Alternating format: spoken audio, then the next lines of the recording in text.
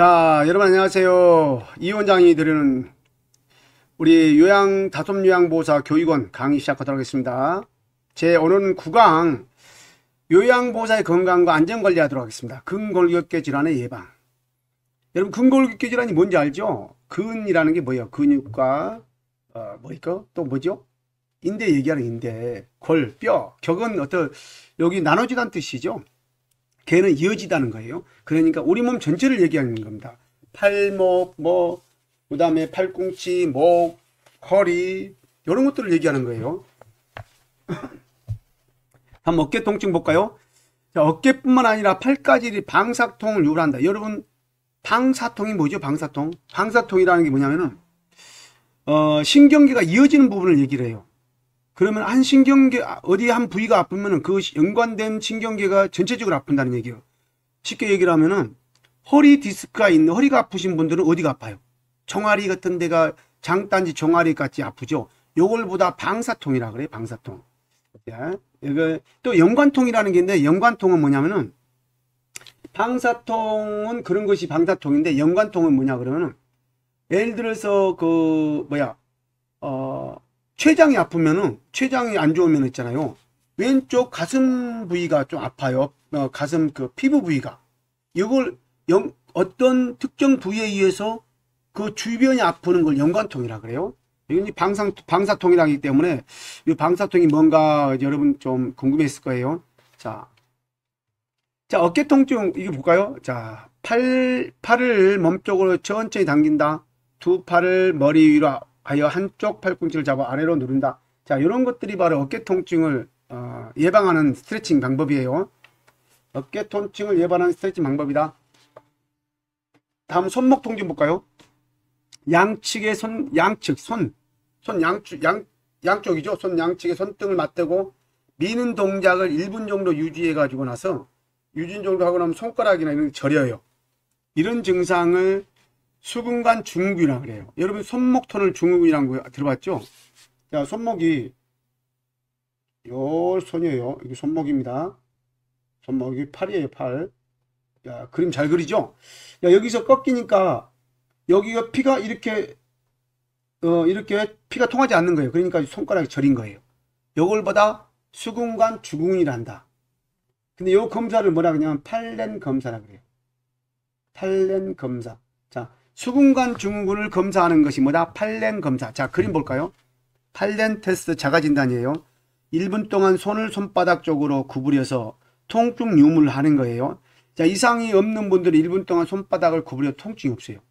자, 이렇게 꽉 밀었을 때 여기 손가락이 저리는 부위. 이걸보다 이런 경우는 수근관 증후군이라는 거예요. 이것을 팔렌 검사라고 합니다. 자, 다음 팔꿈치 볼까요? 팔꿈치 외측 상과염과 내측 상과염. 자, 팔꿈치 통증에는 외측. 자, 여러분 요 부위가 외측이에요. 외측. 자, 외측. 요걸 가지고 팔꿈치 외측 상과염 테스트하는 거예요. 외측 상과염. 요걸 다른 말로 테니스 엘보라 그래요. 엘보. 아시겠죠? 다음은 근골격계 질환의 예방, 요통 볼까요? 허리 통증. 요통을 예방하려면 다음 물건을 들어올리는, 이동하는 방법이나 들어오는 방법을 잘 알아야 됩니다. 자, 요것이 자주 나옵니다. 이것도. 잘 보세요. 두 발을 벌려서 지지면을 넓힌다. 지지면을 넓힌다. 그 다음에 허리는 펴야 됩니다. 허리는 펴고, 허리 폈죠? 자, 보세요. 허리는 폈습니다. 허리는 펴고 무릎은 굽힌다. 자, 무릎은 굽혔어요. 무게중심을 낮춘다. 무게중심을 낮춘다는 말은 뭐예요? 이렇게 쭉 내려간다는 얘기죠. 그죠? 그 다음에 물체 최대에 가까이 붙였죠. 방향 전환 시 발을 움직여 전환한다. 자, 이거 보세요. 방향 전환 시 발을 움직여서 조절한다. 전환한다예요. 자, 이것을 다른 말로 한번 볼까요? 자, 심플하게 한번 가보겠습니다. 이것을 간단하게 한번 볼까요? 자, 지지면을 두 발을 벌려, 이 말을 뺄 수도 있어요. 지지면을 넓힌다. 자, 지지면을 넓히고 허리를 펴고 무리를 굽히고 무게중심을 낮춘다. 요것을 한 문장으로 만들어야 됩니다. 자, 지지면을 넓히고 지지면을 넓히고 허리를 펴고, 자, 지지면을 넓히고 허리를 펴고 무릎을 굽히고 무게중심을 낮춘다.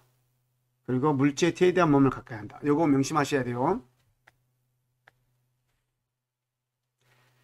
자, 근골격계 질환의 치료 볼까요? 초기 치료, 급성 통증. 여러분 가다가 혹시 발목이 삐었다 이럴 때 어떻게 해요? 이럴 때는 냉찜질을 해야 됩니다. 보통 3일 이내 24시간에서 72시간 내에 냉찜질을 해줘야 돼요. 그래서 여러분 발목 삐고 그러면은 물리치료 바르면 냉찜질 해줍니다. 이 냉찜을 하는 이유는 조직의 온도를 낮추고 세포의 대사 과정을 늦춰 손상 부종을 감소시키는 거예요. 근데 이것이 3일 이상 만성이 돼버리면은 온찜질을 해야 합니다. 온찜질. 아시겠죠? 자, 다음 볼까요? 다음 압박이나 올리기. 압박은 뭘까요? 압박은 뭐죠? 자, 압박은 여러분 탄력 스타킹 있죠? 탄력 스타킹. 압박하는 것은 부종을 조절하는 거예요. 여러분 그 하지 정맥류나 이런 부분이 있는 분들은 압박 스타킹을 입으면 부종을 많이 예방할 수 있어요. 그런데 압박 스타킹을 신지 말아야 할 사람은 동맥류 질환이 있는 사람, 동맥순환 장애가 있는 사람, 동맥순환 장애 있는 사람은 압박 스타킹 신으면 안 돼요. 자, 압박 스타킹은 한 달 이상은 신어줘야지 가능합니다. 그 다음에 24시간 지속적으로. 압박 스타킹은 또 스타킹을 하나 가지고는 안 되겠죠. 2개 이상을 가지고 번갈아 가면서 해줘야 되는 거예요. 다리 올리기 부종 조절. 다리 올리기는 심장보다 높게 올리면 붓기를 가라앉힐 수 있어요. 아픈 부위 고정, 그 다음에 약물 사용 이런 것들이 있습니다. 급성기후는 물리치료, 운동치료 같은 병행해 줘야 됩니다. 자, 다음 보겠습니다. 전신 스트레칭. 여러분 스트레칭의 목적 한번 볼까요? 스트레칭의 목적은 근육의 긴장을 완화시키고 그 다음에 부상을 예방하는 데 도움이 되죠. 그 다음에 유연성을 증진시키는 것입니다. 그 다음에 관절의 가동 범위를 넓힘으로 인해서 혈액순환이 잘 되는 것이죠. 여러분 이 근육 긴장 완화, 부상 예방, 유연성 정지, 관절의 가동 범위 넓힘 이를 통해서 혈액순환을 증가시키기도 합니다. 자, 스트레칭 시 주의사항. 요 스트레칭 주의사항과 스트레칭 목적 요 부분이 여러분 틈틈이 시험에 나오기도 합니다. 자, 같은 동작은 5에서 10회 하고 동작과 동작 사이는 5에서 10초 쉰다. 그 다음에 통증을 느끼지 않고 시원하다 느껴질 때까지만 진행하는 거예요. 자, 그 다음에 스트레칭 자세로 10에서 15초를 유지하는 겁니다. 자, 스트레칭은 상하, 좌우 균형 있게 하는 거예요. 왼쪽으로 10번 했으면 오른쪽으로도 10번, 위로 10번 했으면 아래로 10번 반드시 지켜줘야 됩니다. 그 다음에 스트레칭 목적 꼭 알고 계셔야 되고요. 자, 그렇다면 요양보호사의 감염을 예방하는 방법은 무엇이 있는가? 자, 기관 차원에서 해야 할 일이 있고 요양보호사가 해야 할 일이 있어요. 기관 차원에서는 보호장구를 지급해야 됩니다. 마스크, 일회용 장갑, 앞치마 등 이런 것들을요. 그 다음에 반드시 독감 예방접종 것도 해줘야 돼요. 그 다음에 정기적인 건강검진을 진행하고 그 다음에 감염 예방 교육을 시켜야 됩니다. 이를 통해서 기관들이 충분히 할 수 있는 부분들은 해줘야지만 종사자들이 그게 경각심을 가지고 요양보호사 해야 할 감염 예방도 같이 하게 됩니다. 자, 그렇다면 요양보호사가 해야 할 일은 무엇인가 볼까요? 대상자가 감염된 경우 대상자예요, 수급자예요. 보호장구를 착용한 후 접촉해야 된다. 반드시 보호장구를 착용해야 됩니다. 임신한 요양보호사는 풍진, 수두 등 감염성 질환을 가진 대상자와 접촉을 금해야 된다. 30초 이상 손을 씻어야 한다. 여러분 질환 예방을 하기 위해서 감염 질환 예방하기 위해서 가장 경제적인 부분이 손 씻기입니다. 손 씻기. 최소 30초에 흐르는 물에 손 구석구석 씻는다 그러면은 실적으로 감염 예방이 상당히 예방이 된다 그래요. 실적으로 여러 프로그램에서 이것은 증명이 된 사항들입니다. 그래서 뿐만 아니라 요즘에 코로나 전국에서 여러분 손 씻기는 필수입니다. 흐리는 물에 손 씻기 꼭꼭 여러분 잊지 마세요. 자, 한번 볼까요? 손바닥, 손등, 손가락, 자, 구석구석 다 씻었어요. 그 다음에 요양보호사에게 흔한 감염병 예방질환은 무엇이 있는가 볼까요? 결핵균에 의한 공기. 여러분, 결핵은 있잖아요. 만진다고 감염되는 거 아니에요. 결핵균, 공기감염이에요. 공기감염. 그래서 호흡기 증상 같은 경우는 2주 이상 기침, 호흡곤란, 흉통 이런 증상이 옵니다. 때로는 또 발열이 나기도 하고 오후에 고열이 나면 밤에 늦은 밤에 식은땀이 나기도 하고 그래요. 결핵 예방법이 무엇이 있는가 볼까요? 결핵에 걸린 대상자와 접촉 시 병원 또는 보건소를 방문하여 결핵 감염 검사를 해야 된다. 아시겠죠? 자, 2주에서 1개월 이내에 반드시 엑스레이 검사를 해야 돼. 엑스레이 검사를 해야 돼요. 그 다음에 2주 이상의 기침, 발열, 체중 감소 등의 증상이 나타나면 결핵 검사를 실시한다. 결핵이 의심되는 대상자를 돌볼 때는 보호장구, 마스크, 장갑. 만진다고 옮기는 거 아니에요. 자, 결핵은 호흡기 감염이에요. 바이러스에 의해서 균입니다. 균에 의해서 옮기는 호흡기 감염이기 때문에 물건을 함께 쓰는 것도 괜찮아요. 다음 독감, 인플루엔자. 자, 인플루엔자 바이러스에 의한 호흡기 질환. 이거는 바이러스입니다. 아까는 균에 의한 것이고. 자, 그래서 여러분 두통, 전신, 쇠약감, 근육도 이런 것들이 나와요. 독감 예방 접종은 자, 독감 유행 전, 유행 2주 전부터 실시합니다. 보통 10월에서 12월 사이에 예방 접종을 해요. 자, 독감에 걸리면 요양보호사는 일주일 정도 휴식을 취한다. 야, 여러분 독감은 초기 치료만 바로 하면은 바로 나사요. 충분히 휴식을 취하고 영양 공급해주고 그럼 바로 낫습니다. 자, 노로바이러스 감염, 장염, 전파력이 굉장히 강하죠.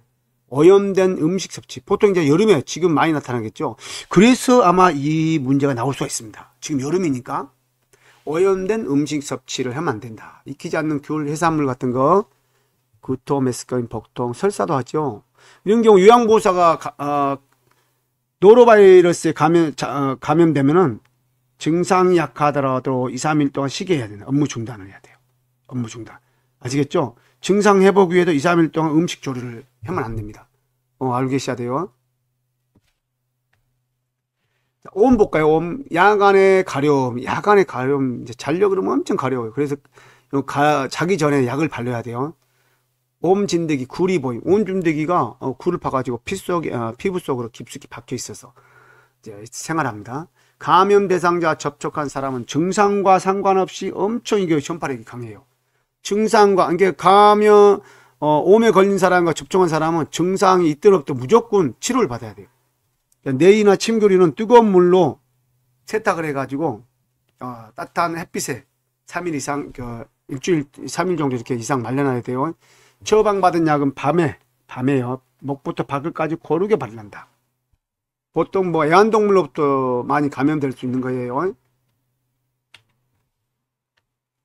다음 머리니 볼까요? 머리니. 자, 머리니 보면은 직접 머리 부위를 접촉하거나 침구류, 머리빗을 공동으로 사용한 경우 감염되기도 하고 살충 성분이 포함된 살충제소로 치료해야 합니다. 그래서 머리니 같은 건 뜨거운 물에 이렇게 세탁하면 금방 없어져요. 자, 이상으로 9강 모두 마쳤습니다. 다음 시간에는 여러분 제 1장 전체적인 부분 요양보호 개론에 대한 문제풀이 시간을 갖도록 하겠습니다. 여러분 문제풀이 시간을 통해서 여러분이 좀 더 문제에 대해서 익숙해지는 시간을 갖도록 하겠습니다. 이 문제만 풀면 반드시 합격할 수 있다 하는 자신감을 드리도록 하겠습니다. 감사합니다. 다음 시간에 뵙겠습니다. 안녕히 계십시오.